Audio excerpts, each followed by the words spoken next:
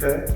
So now, beyond your role as an educator at Northern Middle School, you are also, as we well know, an entrepreneur with your business, Balloonish, Yes. Balloon Art. Tell us how that came to be.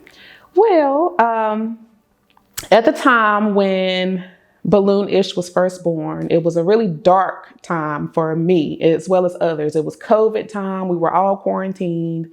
I had finally stepped away from cheerleading, which was my outlet. Like, yes, it was a lot of work, and, people always would say, how you deal with teenage girls? But they were like, oh my goodness, the best. I love the teenage girl situation completely. But that was my outlet, and I didn't have one anymore. And I also couldn't go into the school building and see my students' faces every day. So it was just me at home with my kids and my husband. And although that sounds great, it was a little bit much.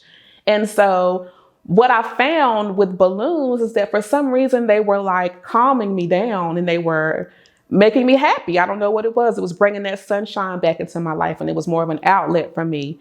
And I'm really big on bringing smiles and excitement and joy to other people. So I would just play around with balloons and things. I learned from YouTube at first, and I would post these pictures on Facebook. And then all of a sudden people were like, oh my gosh, I'll pay you to do balloons for this birthday party and stuff. And I'm like, what? Really?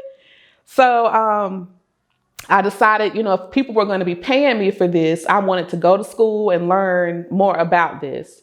So I went to balloon school. And people are like, there are balloon schools? Yes. And I learned not just about balloons, but I learned about the business side of things and how you could be in a city with a million other balloon artists. But I learned how to set myself apart. And so when I came out of balloon school, I started marketing personalized balloons. Nobody else in the area was doing that at the time. I don't think they are now either. And businesses could put their logos on a balloon and it would promote their business. And so I started that. And then, of course, when the general population saw that, they were like, oh, well, I want Nike put on my balloon, or I want my birthday party to be an Adidas party. You can't find that kind of stuff online. So they called me, and I had no idea that it would take off the way it did, but it has taken off.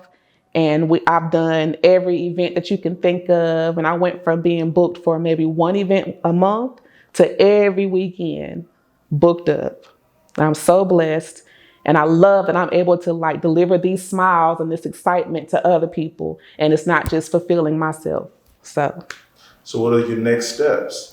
So next steps, I want to I want a storefront so that people who don't know about me, they can just come in or ride by any given day and come inside and see what we're about. And they can pick up items the same day. You can order for your parties. I just want to make myself more available to clientele. I also want to join Roxborough Chamber of Commerce and do more for my community and, have a bigger presence here in town. So plan to do big things, hopefully. Okay, so now we've also mentioned that you are a mother. You are raising children. Two of which are in the Person County school system?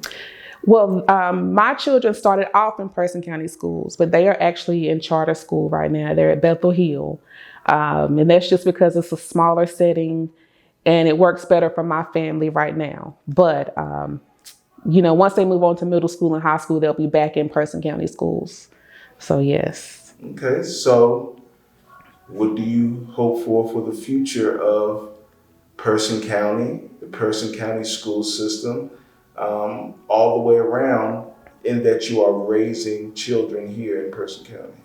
Well, I will say this, Person County schools, Person County in general, I do see it moving in a positive direction. Anywhere you are, could always be better.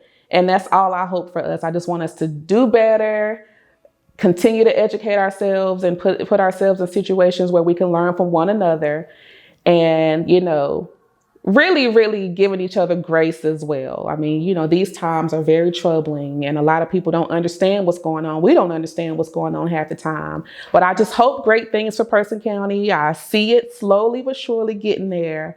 And I just want to do my part to help in any way that I can. All right. This is LaQuetta Allen, educator, entrepreneur, wife and mother, and lifelong Person County resident. Thank you for sitting down with us. My pleasure.